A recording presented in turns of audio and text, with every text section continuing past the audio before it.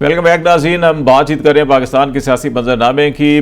दो असम्बलियों के इजलास हो चुके हैं, स्पीकर डिप्टी स्पीकर का इंतखाब भी हो गया। दो सूबाई असम्बलियों के इजलास 28 फरवरी को होने हैं। नेशनल असम्बली का इजलास कब होगा अभी तक ये फैसला सामने नहीं आया। ऐवान सदर इलेक्शन कमीशन की तरफ देख रहा है कि वो मखसूस नशिस्तें जो 81 बनती हैं चारों सूबाई की और नेशनल असम्बली की, उसके ऊपर अभी तक नोटिफिकेशन नहीं हुआ कि वो इलेक्शन कमीशन उसको ऐलान करे, हाउस मुकम्मल हो तो इजलास बुलाया जाए। और जबकि इस वक्त जो PMLN या PS पार्टी, जो इनका ख्याल है कि अगर ये फैसला नहीं भी होता तो आइन के तहत 29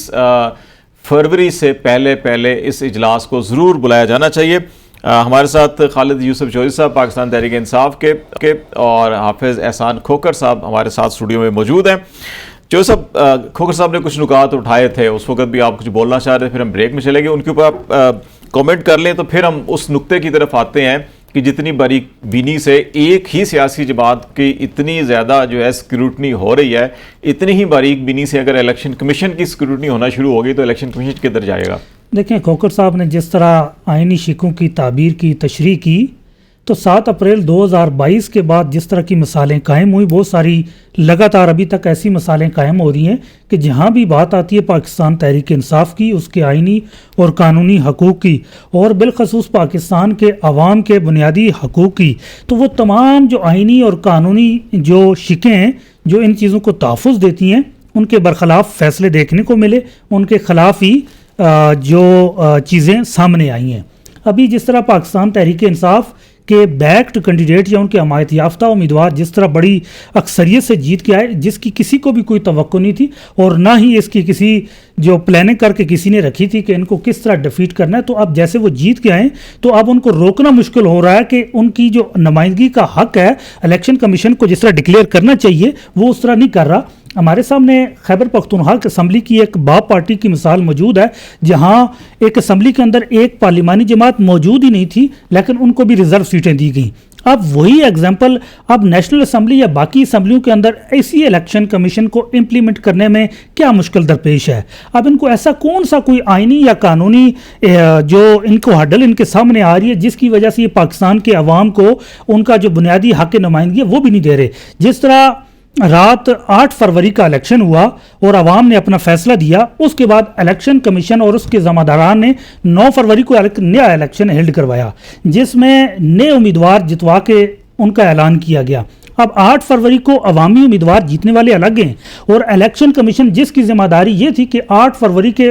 उम्मीदवारों के नोटिफिकेशन जारी करता, उनकी जो जीता उसको कामयाबी करार देता, लेकिन इलेक्शन कमीशन ने उसके बाद 9 फरवरी को सुबह 4 बजे को एक ऐसा इलेक्शन किया कि लाखों के हिसाब से वोट सुबह सहरी के वक्त पड़े और जो सुबह लोग उठे तो रात को हारे हुए सुबह जीते हुए थे। उसके बाद जितनी भी ये चीज़ें चल रही हैं तो ये पाकिस्तान के अवाम के हक नुमाइंदगी को सिर्फ छीनने की कोशिश हो रही है इलेक्शन कमीशन की तरफ से, जिसकी बुनियादी जिम्मेदारी थी कि वो अवाम को उसके मैंडेट के मुताबिक नुमाइंदगी दे। अब जिस वक्त तक ये इस आइनी फ़र्ज़ को पूरा नहीं करते तो दूसरा जो आइनी फ़र्ज़ है उसके ऊपर ये नहीं जा सकते जिस वक्त तक ये पहला मुकम्मल नहीं किया जाता। आर्टिकल 51 की जिस वक्त तक कॉम्प्लाइंस नहीं होती तब तक ये आर्टिकल 91 की तरफ जा ही नहीं सकते। एक चीज़, अगर जब हम किसी भी एक्ट और कॉन्स्टिट्यूशन का मुवाजना करें तो कॉन्स्टिट्यूशन बाला होता है। अगर एक्ट में कोई चीज़ है उसमें कुछ कमी बेशी रह गई है या जो भी है तो फिर आइन को फॉलो किया जाता है। आइन तो कह रहा है 21 दिन में करना है, अब 29 फरवरी तक करना है, ये पूरा होता है नहीं होता? अगर पूरा हाउस नहीं होता तो उसमें गफलत तो शायद इलेक्शन कमीशन की होगी, जिम्मेदारी भी उसके ऊपर आयद होनी चाहिए, ये तो एक पॉइंट हो सकता है तक। लेकिन अगर वो नहीं होता तो क्या 21 दिन से हम कैसे आगे जाएंगे? आइन तो कह रहा है 21 दिन से आप आगे नहीं जा सकते। नहीं, अब देखें आर्टिकल 51 ये कहता है कि जो नेशनल असम्बली है उसकी फॉर्मेशन कैसी है। अब जिस वक्त तक एक चीज मुकम्मल ही नहीं हुई है तो आप उसको कैसे बुला सकते हैं? देखें, अब नेशनल असम्बली का अभी तक जो आर्टिकल 51 है वो कंप्लाई ही नहीं किया गया तो आप कैसे 91 जो आर्टिकल 91 है उसकी तरफ जा सकते हैं? पहले आप आर्टिकल 51 की कंप्लायंस मुकम्मल करें, उसके बाद फिर आप आर्टिकल 91 की तरफ जाएंगे। अच्छा, मैं खोखर साहब आपकी तरफ आ रहा हूँ। देखें, एक फैसला हुआ इंट्रा पार्टी इलेक्शन का, इलेक्शन कमीशन ने किया, वो पेशावर हाई कोर्ट में गया, पेशावर हाई कोर्ट से सुप्रीम कोर्ट में आया, सुप्रीम कोर्ट ने भी फैसला कर दिया। आज पूरी दुनिया जो है कि ये कह रही है कि पाकिस्तान के इलेक्शन के ऊपर जो सबसे बड़ा सवालिया निशान, जो तनकीद और इसकी साख को तबाह बर्बाद किया गया है, वो इस एक फैसले ने किया। और दुनिया कह रही है कि कानून का और टेक्निकल चीज़ों का सहारा लेके पूरे इलेक्शन को ख़राब किया। ये पूरी दुनिया, हम नहीं कह रहे, हम शायद उतने खुल के बोलेंगे तो हमें साइबर क्राइम की ज़द में दोबारा हमें अंदर जाना पड़ेगा, लेकिन ये दुनिया ये कह रही है। अभी भी अगर आप देखें इस मामले के अंदर भी जितनी बारीक बीनी से सारी चीज़ों को खंगाला जा रहा है, और फिर इसके नतीजे में अगर इलेक्शन एक्ट को हम देखें और इलेक्शन कमीशन के एंड के ऊपर हम देखें, ये केपी और पंजाब के उस इलेक्शन से लेकर अब तक जो है कि इलेक्शन कमीशन खुद कितनी वायलेशंस कर चुका है इसी इलेक्शन एक्ट की और कॉन्स्टिट्यूशन की भी इवन, तो फिर तो इनका भी तो जीना महाल हो जाएगा। तो क्या आप समझते नहीं है कि नहीं थोड़ा बहुत इतना को कुशन रखना चाहिए कि ठीक है कि आप इतनी टाइट स्क्रूटनी इस तरह से कर रहे हैं एक फरीक की, और बाकी सुप्रीम कोर्ट के उस फैसले में भी अतर मिनल्ला साहब ने लिखा कि आपके सारा जो है कि जोर एक तरफ है, बाकी सब कुछ छूट दी गई है, तो इससे जो गैर जानबदारी वाला एलिमेंट है वो ख़त्म हो रहा होता है। देखें खालिद भाई, ये इसमें तो कोई दो राय नहीं है कि फ्री फेयर और ट्रांसपेरेंट इलेक्शन करवाना इलेक्शन कमीशन ऑफ पाकिस्तान की रिस्पांसिबिलिटी है। ये कॉन्स्टिट्यूशन का आर्टिकल 218, 19, 20 के अंदर ये सारा जिक्र है, और जितने भी स्टेट इंस्टीट्यूशंस है वो बाउंड है इस चीज़ के इलेक्शन कमीशन ऑफ पाकिस्तान को असिस्ट करें। इसमें सुप्रीम कोर्ट ऑफ पाकिस्तान की भी जजमेंट है, हाई कोर्ट्स भी जजमेंट है, और रियलिस्टिकली या एकेडमिकली इसके अलावा हमारे पास ऑप्शन भी नहीं है कि इस मुल्क के अंदर जो भी मैंडेट पाकिस्तान का आम आदमी या पाकिस्तान की आवाम दे उसकी ट्रू रिफ्लेक्शन जो है वो वोट की सूरत में, सीट्स की सूरत में पार्लियामेंट के अंदर आनी चाहिए। अब दूसरा ये है कि आगे चौर साहब जिक्र कर रहे थे आर्टिकल 51 का। आपको याद होगा कि जब आर्टिकल 51 की हम बात किया करते थे, जब आपकी जो CCI ने एक फ़ैसला किया कि जिसके अंदर आर्टिकल 63 के नीचे उन्होंने जो सेंसस था उसको नोटिफाई किया, तो हमने उस वक्त भी कहा कि 51(5) की कंप्लायंस मुकम्मल होगी तो आर्टिकल 224 में 90 दिन का पीरियड स्टार्ट होगा, और अल्टीमेटली वो इसी तरह आया।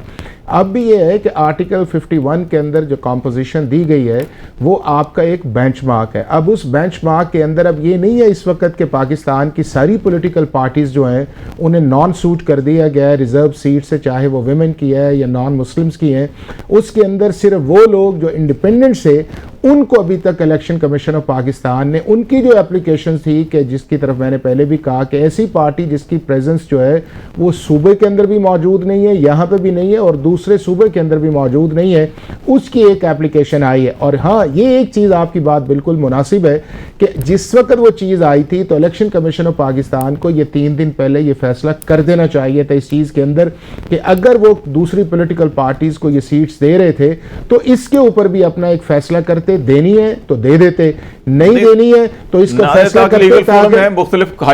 देखें उसके बाद ये है कि मामला हाई कोर्ट के अंदर जाता है और हाई कोर्ट से मामला सुप्रीम कोर्ट के अंदर जाता है, और सुप्रीम कोर्ट इसको आर्टिकल 51 को आपका आर्टिकल 91 है, उसके बाद आपका सेक्शन 104 है, उसके बाद आपका रूल 92, 93, 94 जो 2017 उसको इंटरप्रेट करती। विद होल्ड करना इस सारे प्रोसेस को ये इलेक्शन कमीशन ऑफ पाकिस्तान के लिए बिल्कुल मुनासिब बात नहीं है, और हमेशा इलेक्शन कमीशन ऑफ पाकिस्तान पे क्रिटिसिज्म भी इसलिए होता रहा है कि वो अपने फैसलों के अंदर देर करते हैं। पार्टी इलेक्शन को भी देखें कि जून 2022 में वो इलेक्शन हुआ, उसके ऊपर हेयरिंग, इतराज, जो भी सारा कुछ कराने के बाद वो फैसला महफूज कर लिया गया, और फिर एन इलेक्शन से पहले आके कहा गया जी कि आप अगले 20 दिन में करें, और अभी भी ऐसा ही हो रहा है कि इसके अंदर इलेक्शन कमीशन की भी तो कुछ मैंने यही आपसे गुजारिश की है कि इलेक्शन कमीशन ऑफ पाकिस्तान का काम है कि प्रॉम्प्ट एक फैसला करे, या किसी के हक में करे या किसी के खिलाफ करे, लेकिन उस फैसले को विद इन टाइम आना चाहिए ताकि अगला शख्स या पार्टी जो है वो कोई ना कोई लीगल रेमेडी को तो अवेल कर लेना। अगर आप इन चीज़ों को विदहोल्ड करते हैं, मतलब फ़र्ज़ किया कल इलेक्शन कमीशन ऑफ पाकिस्तान यही फैसला करती है कि जी इंडिपेंडेंट कैंडिडेट्स जो हैं ये एलिजिबल नहीं है या एंटाइटल्ड नहीं है, तो क्या फैसला अगर 3 दिन पहले आ जाता इस मामले के अंदर तो ये कंट्रोवर्सी कहीं आगे जाती। यहाँ ये है कि फिर अगर आप एक साइड को रिजर्व सीट दे दें, दूसरे को आप विदहोल्ड इस चीज के अंदर कर लें, और आपके स्पीकर का भी इलेक्शन हो गया है, उसके बाद ये आपके दूसरे सूबे के अंदर भी स्पीकर का इलेक्शन हो गया है, और कल एक जगह जो है वो चीफ मिनिस्टर का इलेक्शन हो रहा है, तो वहां पे ऊपर तो एक एक वोट जो है वो ब्रेक ले लेते। ये इंपॉर्टेंट चीज है, इलेक्शन कमीशन ऑफ पाकिस्तान को डिसीजन लेना चाहिए, ब्रेक लेना चाहिए और इन चीजों को अवॉइड करना चाहिए। ब्रेक के बाद वापस आते हैं तो फिर ये देखते हैं कि इन नशिस्तें जो मखसूस हैं तहरीक इंसाफ के तो थे ये, लेकिन अभी ये सुन्नी इत्तेहाद कौंसिल को देनी है सीटें, कि इनके मिलने से क्या कायदे ऐवान का इंतखाब, क्या सेनेट का या सदारती इंतखाब मुतासर हो सकता है या नहीं हो सकता, और अगर नहीं हो सकता और जिसको अभी अददी अक्सरियत है उन्हीं के लोग इत्तेहादी बनने हैं, तो फिर इतना जो है कि ये गुल गपाड़ा मचाने की या चीज़ों को डिले करने की ज़रूरत ही क्या है, इसमें हम बात करेंगे। ब्रेक के बाद हमारे साथ रहिएगा।